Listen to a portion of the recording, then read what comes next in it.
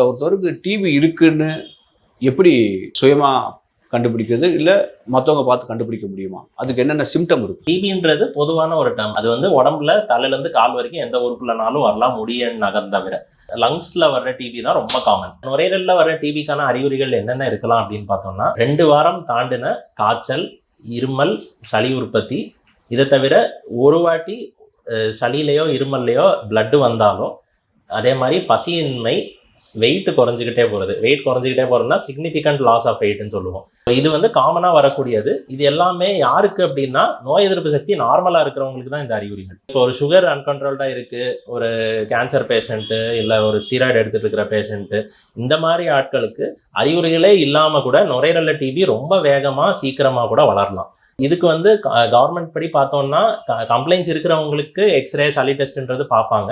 Risk இருக்கிறவங்களுக்கு ரொட்டீனாக இப்போ கவர்மெண்ட் ப்ரோக்ராம்ஸ்லாம் பார்த்தோம்னா என்சிடி ப்ரோக்ராம்னு இருக்குது. சுகர் இருக்கிறவங்களுக்கு டிபி இருக்கான்னு பார்ப்பாங்க. அதே மாதிரி டிபி இருக்கிறவங்களுக்கு சுகர் இருக்கான்னு செக் பண்ணுவாங்க. ஸோ இது 2 விதத்துலையும் ஒர்க் ஆகும். இதை தவிர ஹெச்ஐவி பேஷண்ட்ஸ், இந்த மாதிரி எதிர்ப்பு சக்தி கம்மியாக இருக்கிறவங்களுக்குமே டிபி இருக்கான்றது ரெகுலராக செக் பண்ணிக்கணும். பீரியாடிக்காக அதுக்கான அறிகுறிகள் இருக்கான்னு கேட்கணும்.